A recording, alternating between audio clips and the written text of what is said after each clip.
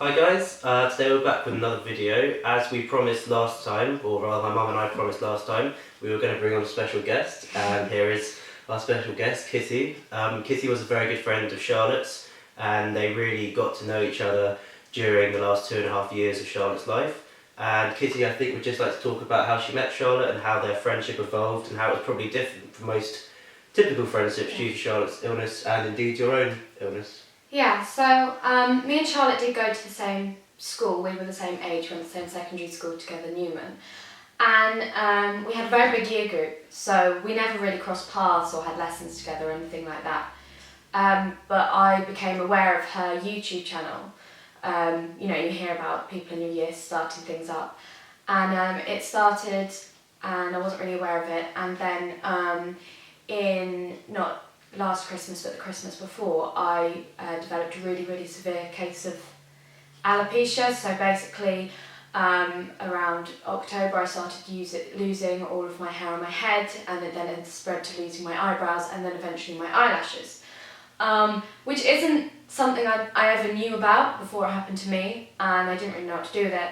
So I was looking at ways to cope, and I found Charlotte's channel, and she'd done something on cancer and hair loss.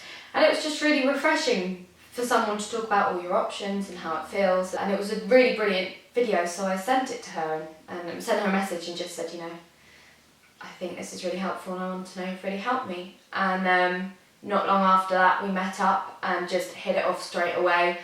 We had a lot in common, looked like chalk and cheese, but got on like a house on fire. And although I only knew her for her last kind of 2 years, as Mel said, of her life, it was a very intense and different friendship. So as many of our viewers have probably guessed, it's probably quite a different relationship being good friends with someone with essentially a very dangerous form of cancer, and indeed brain cancer, which a lot of people can't see the physical ill effects of. So how was your kind of day-to-day life with her? Well, for one thing, when I met her, she'd always ever had cancer, but she was not in remission, but you wouldn't know if she'd seen her.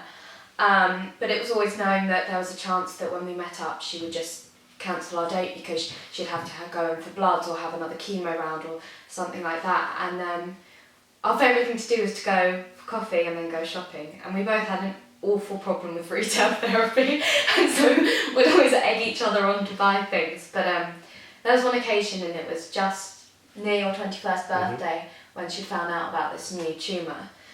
And she texted me saying, I've just found out I've got this new tumour and it's different to what we thought it was, and we're not really sure what the deal is, and I don't want to do anything. So I said, no, come on, let's go, I'll take you out for lunch, we'll do something fun.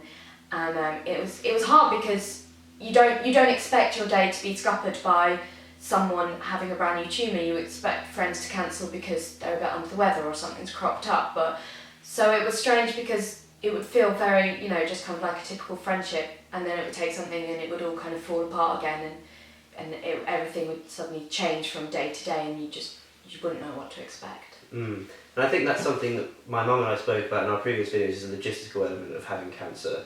And as you say, it must be incredibly difficult for a friend to suddenly find something out like that kind of really bad news under such a kind of normal context, as you say. I mean, that must be extra hard. Yeah, especially because, like I said, I wasn't living with her. I didn't know what it was like day to day, as you and Alex did. Because I wasn't there day to day, when there were these big changes, they felt kind of just really drastic, and like kind of big bombs had been dropped every time something changed.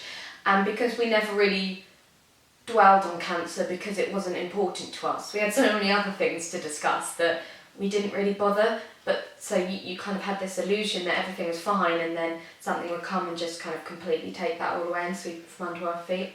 So it was quite intense in that respect, because one, we got on so well, but two, things changed so drastically. So when you got the really bad news about Charlotte, you were in your first year of uni, as you are now, in Manchester. I mean, that must have been very difficult being so far away, geographically as well. Yeah, well, I always got updates from Alex, and they were always on texts. And when she did tell me about Charlotte, it was a phone call. So I felt very kind of dislocated from it all going on. It didn't really seem real because I was so far away.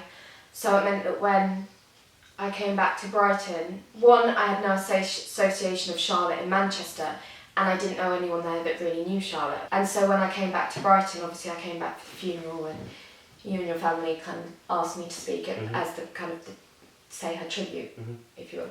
And that was horrible, because I came back and suddenly everything reminded me of her, and everything kind of came crashing back down, and things like I'd go into town and I wouldn't be able to walk into the beauty section of Debenhams because she would be there, and it was hard because I felt completely helpless being miles away from her and completely out of my depth, because I was her age. I'm slightly younger than her, but we were the same age, so I felt useless to your family because I felt completely inexperienced, and useless to Charlotte because I was miles away. And the last time I saw her was, I think, January the 10th, so just before I went back up to Manchester, and that was when she was still fairly able to talk and things, but by no means that was my last memory of her, which was very, very surreal to hear about her being, well, not fine, but with it, and then not. Obviously that's one of the things that we've touched on a bit, is just how rapidly Charlotte declined near the end of that, and I suppose for you it must be something of a relief that you didn't have to, you got a good memory of Charlotte to kind of pause on and to live with you, I suppose. Yeah, and it was, the last time we met up, it was exactly the same as every other time. We chatted, we made fun of each other. She took the mick out of my appearance, as she liked to do. But then it also made it even more shocking that then every day I was basically waiting to see if I got a text from Alex saying, this is the one, or there's been a worse change. And she was brilliant at updating me, but it was nice because it was quick, and it wasn't, dragged out, which wasn't nice for the family, for me or for Charlotte. But it was so surreal that any moment I could just get a text or a phone call and it would all should be gone. I think before we wrap up, Kitty would just like to say a few final words, just to reflect on the different relationship that she had with Charlotte, not being a family member but being a very dear friend.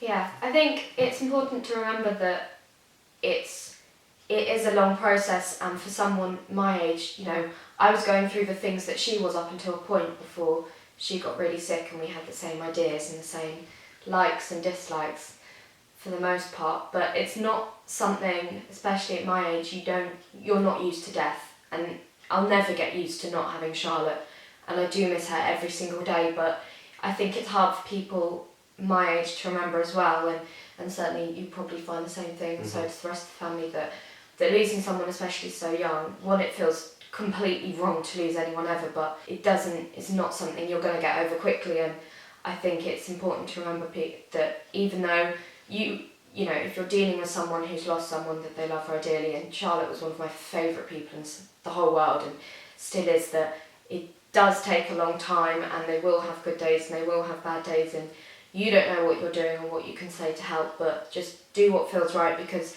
they don't know what they're doing either, and you kind of have to take each day as it comes, because it's never going to not hurt. So thank you for watching, guys. Slightly different videos there, I think. Obviously we got our lovely guest here, Kitty. He's talked about the whole different dynamic that Mum and I couldn't really reflect on, because we were friends of Charlotte, obviously, but we were also family members. So Kitty's been wonderful at reflecting that for us, and I think you'd like to just finish on... Yeah, it's just something that means a lot to me and to Miles and Alex, and it meant a lot to Charlotte.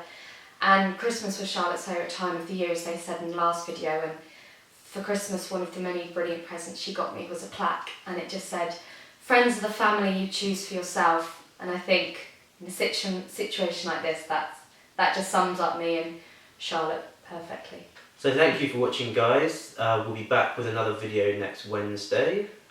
Thanks very much. Thank you. Bye-bye. Bye.